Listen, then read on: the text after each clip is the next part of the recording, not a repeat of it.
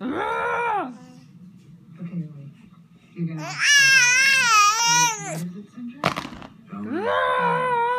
It's extremely hard to diagnose, but all your symptoms add up. You did a great job here what your body needs. This diagnosis is a quick one. We now know better how to actually help you. All this time. So this means it's real. I'm not overreacting. I'm not crazy.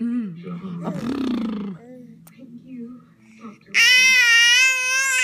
There's no way that other would have figured this out. What happened, Finn? 20 clinics here, Emma. What happened?